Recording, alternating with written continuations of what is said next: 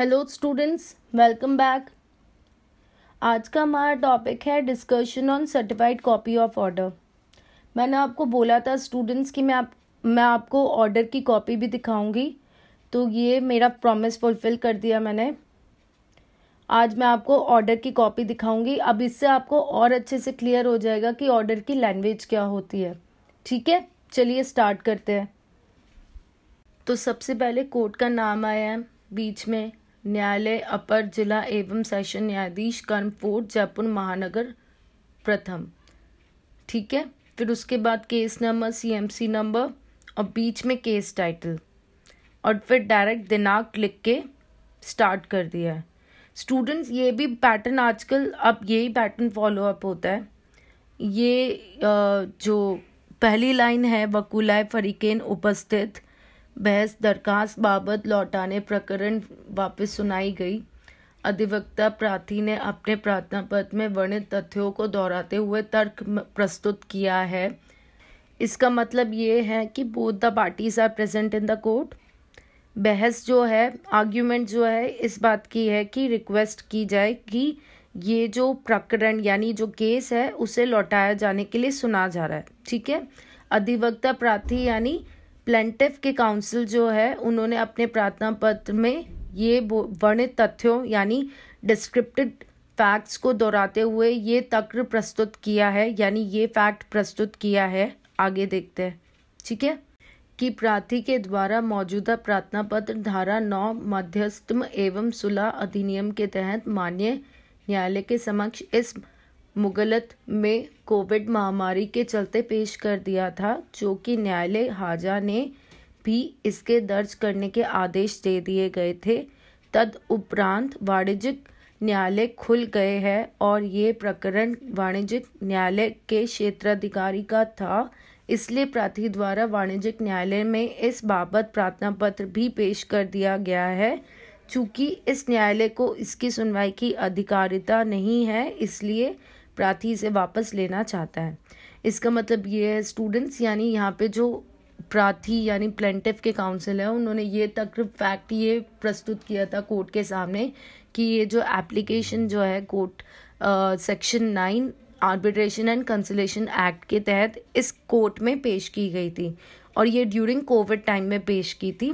बाद में जब ये कमर्शियल कोर्ट खुल गए तो पता चला कि ये जो केस है ये तो कमर्शियल कोर्ट के जुरिडिक्शन में आता है, इसलिए अब जो प्रार्थी है यानी जो प्लेंटिफ के काउंसिल है, उन्होंने कहा है, ये प्रार्थना करी है कि इसे अब हमें कमर्शियल कोर्ट में प्रस्तुत करना है, और इसलिए इसकी सुनवाई यहाँ पे इसकी यानी जुरिडिक्शन यहाँ पे नहीं है, इसलिए अब प्रार्थी इसे वापस लेना चाहता है। ये कोर्ट के सामने प्लेंटिफ काउंसिल ने बोला, और जिसका रिप्लाई का जो है प्लेंटिफ काउंसिल के फैक्ट्स का, उसके सेकंड पैरा में दिया है, जो लिखा है, जिसके प्रत्युत्तर में अधिवक्ता अपराधी ने अपने जवाब प्रार्थना पत्र में वर्णित तथ्यों को दोहराते हुए कथन किया है कि मूल प्रार्थना पत्र में प्रार्थना की ओर से यह अंकित किया गया है कि इस न्यायालय को सुनने की अधिकारिता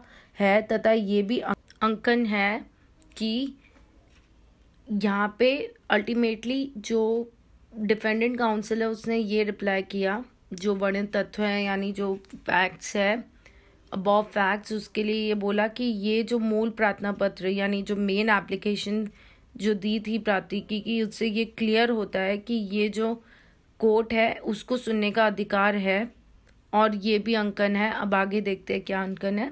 ठीक है, तो अंकन ये किया गया है कि वाणिज्यिक न्यायालय नहीं खुलने के कारण ये पेश किया गया है, जबकि प्रार्थी का ये तर्क है कि उन्होंने मूल प्रार्थना पत्र इस न्यायालय में सहवन से पेश कर दिया है, जो माने जाने योग्य नहीं है। इनका कहना ये है स्टूडेंट्स कि जो कमर्शियल कोर्ट नहीं खुलने के कारण आपने यहाँ तो पेश कर दिया, जबकि जो प्लेंटिफ है उसका ये तर्क है कि मूल प्रार्थना पत्र में ये सही ढंग से पेश नहीं हुआ गया है। तो ये इस बात को आप कैसे लेके आ सकते हो, ये जस्टिफिएबल नहीं है अपराधी के हिसाब से, यानी डिफेंडेंट के हिसाब से ये जस्टिफिएबल नहीं है कि आप अपने हिसाब से कह रहे हैं कि तब नहीं खुला था इसलिए हमने यहाँ पेश कर दिया।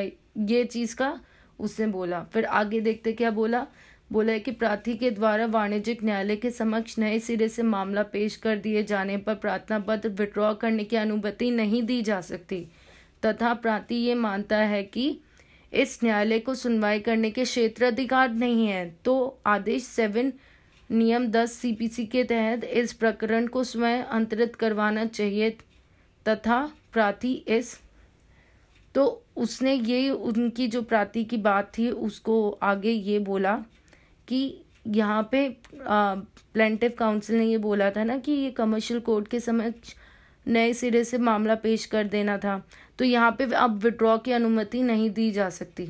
अगर आपको वहाँ पे कमर्शियल कोर्ट में एक नए सिरे से शुरू करना है तो फिर आप यहाँ आए क्यों, उसका कहना यही था। तो अब हमें तो प्रार्थी के हिसाब से यहाँ विड्रॉल नहीं होना चाहिए, अनुमति नहीं दी जानी चाहिए। और उसका मानना ये है कि अगर इस न्यायालय को सुनने का जुरिडिक्शन नहीं है तो ऑर्डर 7 रूल 10 के हिसाब से इसके तहत इस प्रकरण को अंतरित करवाना चाहिए। यानी उसका कहने का ये है ऑर्डर 7 रूल 10 में आप जुरिडिक्शन का अगर कोई मैटर होता है तो वहाँ पे आप इस केस को ट्रांसफ़र करवाइए, न कि विड्रॉल कराइए, उसका कहना ये है। तथा प्रार्थी इस अब आगे वो क्या कहता है वो देखते हैं, ठीक है। तो आगे क्या कहा प्रार्थी ने कि प्रार्थना पत्र को विड्रॉ करता है तो समान आधारों पर रेस जुडिकेटा के तहत आवेदन अन्य न्यायालय में पेश नहीं कर सकता। प्रार्थी द्वारा न्यायालय का कीमती समय प्रभावित किया है, इसलिए उचित कॉस्ट लगाई जावे। तो उसका कहना ये है कि यहाँ पे विड्रॉल नहीं होना चाहिए, यहाँ पे आप एक तरह से सिमिलर केस दूसरे कोर्ट में लेके जा रहे हो, वो यानी यहाँ पे प्रिंसिपल ऑफ रेस जुडिकेटा लगना चाहिए। और यहाँ पे एक तरह से प्रार्थी ने समय जो कीमती समय है कोर्ट का उसको अफेक्ट किया है और इसलिए यहाँ पे उस पर कॉस्ट इम्पोज करनी चाहिए, ठीक है। जबकि इसका काउंटर रिप्लाई प्रार्थी ने क्या दिया अपने जवाब पत्र में वो देखते हैं, जिसके प्रत्युत्तर में प्रार्थी का जवाब है कि जहाँ तक प्रश्न रेस जुडिकेटा का है तो प्रकरण को विड्रॉ करने से रेस जुडिकेटा का सिद्धांत लागू नहीं होता है तथा दोनों प्रार्थना पत्रों के अनुतोष में भिन्नता है, इसलिए रेस जुडिकेटा लागू नहीं होता है। जहाँ तक प्रश्न कॉस्ट का है तो प्रार्थी के द्वारा 7 से कोरोना संक्रमण काल में मुगालत होने के कारण ये प्रार्थना पत्र पेश कर दिया जो जानबूझकर नहीं किया है। और तो काउंटर रिप्लाई में जो प्लेंटिफ काउंसिल है उसने ये बोला कि जहाँ तक रेस जुडिकेटा का सवाल है उसके लिए अगर हम केस को विड्रॉल कर रहे हैं तो विड्रॉल के टाइम पे रेस जुडिकेटा का प्रिंसिपल अप्लाई नहीं होता है। और इसके अलावा दोनों के प्रार्थना पत्र जो है यानी जो उन्होंने मेन सेक्शन 9 में जो एप्लीकेशन प्रस्तुत की थी और जो अभी कर रहे हैं उनकी प्रेयर बिल्कुल अलग अलग है। जो रिलीफ की अगर हम बात करें तो वो दोनों अलग है, इसलिए भी यहाँ पे रेस जुडिकेटा का प्रिंसिपल जो है वो अप्लाई नहीं होता। और जहाँ तक कॉस्ट का सवाल है तो उसके लिए उन्होंने बोला कि प्रार्थी ने जो कुछ भी किया था वो बहुत ढंग से किया था, कोरोना संक्रमण काल में यानी कोविड के टाइम पे बहुत ध्यान से किया था। और जब ये प्रार्थना पत्र पेश कर दिया था तो जानबूझ के नहीं किया था, उसने इंटेंशनली यहाँ नहीं किया था। और आगे क्या कहा प्रार्थी ने वो देखते हैं। और प्रार्थी द्वारा वाणिज्यिक न्यायालय में आपत्ति किए जाने पर तुरंत विड्रॉ करने की दरख्वास्त पेश कर दी गई है। यानी कमर्शियल कोर्ट में ऑलरेडी जो डिफेंडेंट है उसने ऑब्जेक्शन ले लिया था कमर्शियल कोर्ट में कि इन्होंने तो एक और केस फाइल कर रखा है, तो इसलिए इमीडिएट प्रार्थी ने यहाँ पे तुरंत विड्रॉ करने के लिए रिक्वेस्ट इस कोर्ट में प्रेजेंट की है, ये प्रार्थी का कहना है। अब हम देखते हैं पॉइंट ऑफ डिटर्मिनेशन, यानी कोर्ट ने क्या कहा। उभय पक्षों के तर्कों पर मनन किया एवं पत्रावली का अवलोकन किया। पत्रावली के अवलोकन से ये प्रकट है कि प्रार्थी द्वारा अपने प्रार्थना पत्र में मात्र इस प्रकरण को विड्रॉ करने की अनुमति चाही गई है और ये भी अंकन किया है कि उसके द्वारा वाणिज्यिक न्यायालय में इस संबंध में प्रार्थना पत्र पेश कर दिया गया है। जहाँ तक प्रश्न अधिवक्ता अपराधी के इस तर्क का है कि इस प्रकरण को आदेश 7 नियम 10 सीपीसी में संबंधित न्यायालय में भेजा जावे तो ये गौर किए जाने योग्य है कि प्रार्थी के द्वारा वाणिज्यिक न्यायालय में इस बाबत प्रार्थना पत्र पेश किया जा चुका है और वह इस प्रकरण को विड्रॉ करना चाहता है। इसलिए आदेश 7 नियम 10 सीपीसी, अब आगे देखते हैं। इसका मतलब ये है कि ये जो दोनों पार्टीज़ के फैक्ट्स को देख के और समझने के बाद ये फाइंडिंग दी कोर्ट ने कि ये तो क्लियर होता है कि जो प्रार्थी जो यहाँ पे एप्लीकेशन लेके आया है वो सिर्फ विड्रॉल की लेके आया है, ठीक है। और उसने ये क्लियरली बोल दिया कि मैंने ऑलरेडी कमर्शियल कोर्ट में अपनी एप्लीकेशन पेश कर दी है। और जहाँ तक अधिवक्ता प्रार्थी का सवाल है कि उसने कहा कि ऑर्डर 7 रूल 10 के हिसाब से होना चाहिए, तो उस बात पे गौर किए जाने वाली बात तो है ये, लेकिन यहाँ पे प्रार्थी ने अपना कमर्शियल कोर्ट में ऑलरेडी प्रार्थना पत्र पेश कर चुका है। तो इसलिए यहाँ पे जो ये विड्रॉल की प्रकरण है यानी जो केस है उसमें अब जो ऑर्डर 7 रूल 10 है सीपीसी, वो क्या कहना चाहता है आगे देखते हैं। वो ये कहना चाहता है कि सीपीसी के तहत संबंधित क्षेत्राधिकार के न्यायालय में अंतरित कर दिए जाने का कोई औचित्य नहीं रह जाता है। यानी कोर्ट का कहना यही है कि अगर मैं कोई और सिमिलर जुरिडिक्शन में इसको ट्रांसफर भी करूँ तो कैसे करूँ, क्योंकि ये ऑलरेडी कमर्शियल कोर्ट में पेश कर चुका है, तो अब यहाँ ट्रांसफ़र तो हो ही नहीं सकता। तो ऑर्डर 7 रूल 10 का कोई औचित्य यानी कोई वजूद नहीं रह जाता है, ठीक है। फिर आगे क्या बोला कोर्ट ने कि जहाँ तक इस प्रकरण के दोनों अनुतोषों में भिन्नता का प्रश्न है तो अपराधी यदि इस तथ्य को अन्य न्यायालय में उजागर करना चाहता है तो इसकी मूल प्रमाणित प्रति प्राप्त कर उक्त न्यायालय में पेश करने हेतु स्वतंत्र है। और ये भी प्रकट है कि मूल प्रार्थना पत्र कोरोना काल में पेश हुआ है, अतः तमाम तथ्यों को देखते हुए प्रार्थना पत्र स्वीकार किए जाने योग्य होने से स्वीकार किया।